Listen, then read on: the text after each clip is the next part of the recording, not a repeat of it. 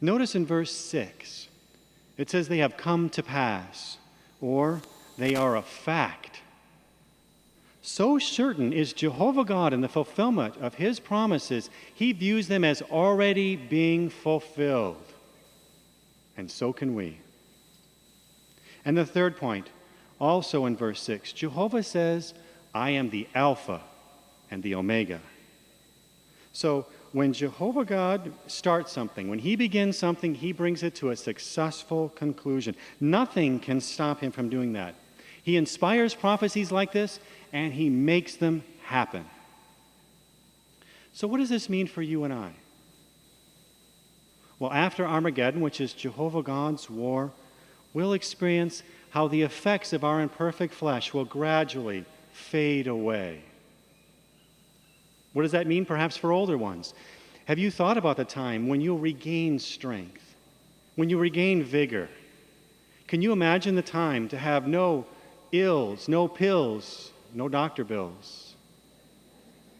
And for you dear ones sitting out here with your wheelchairs, no doubt you've given some creative thought to how you're going to get rid of those things, right?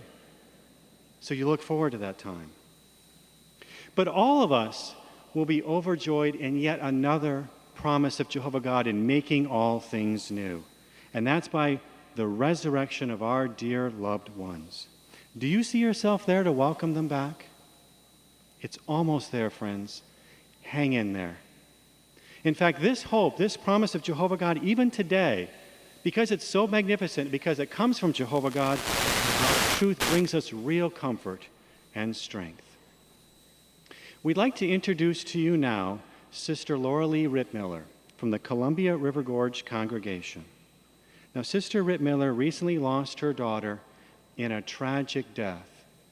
Let's see how Jehovah helps her. Sister Ritmiller, what reassurance from Jehovah has helped you to cope with your loss? Just knowing that Whitney will live and love and share life again, it's just like a jump start to my heart every single day. And the certainty of that truth, that hope, just helps me make sure that no matter how deep this hurt reaches inside me, that I will never let it bury my faith or allow me to surrender to inactivity. Very good. How has Jehovah helped you then? Whitney will ask me that one day, and I will tell my daughter how every week when her memory keeper invited me to sit in his house, in his congregation, where I could be built up and encouraged and strengthened by him, that I never willingly forfeited my seat there. I'll tell her how he kept me busy in the ministry of his son, and how in other volunteer projects, and because I was there, I was with his people, with this incomparably beautiful brother and sisterhood, and it was their arms and their strength, their tremendous courage and resilient faith that just braced me up and kept me standing on my feet with my eyes looking forward. And I can't wait to tell her that, and that if I was ever with my knees bent or my head bowed, it was only because I was praying to our God. I want to tell her that rather than wait in helpless despair for the new world to come to me, that every morning I stepped into a spiritual routine with our families and with the truest of friends. We walked toward it, and we walked toward her. And she will say to me, with her radiant joy, "Oh, Mama, Jehovah took such good care of us, and look, we're all here and we have forever." That's beautiful. Why are you so confident that these promises will happen?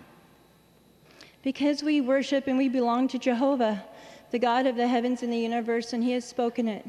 He says that in just a little while longer, he will compensate us for every sorrow and every injustice, every hurt that we've ever faithfully endured in ways beyond anything that we could possibly ever imagine, where we will live and we will love life with those we mourn and miss rather than suffer and endure it without them. And while this mother's heart just beats for the day when Jehovah fills these aching arms, when he gives his son, our King, the authority to call out, "Whitney, wake up." I will wait as patiently as I can, but always trusting him to be the keeper of promises that he's proven himself to be. Our beautiful Whitney and so many we love have beat us to paradise, but I am absolutely convinced that we're not very far behind them. Thank you, Sister Ritmiller.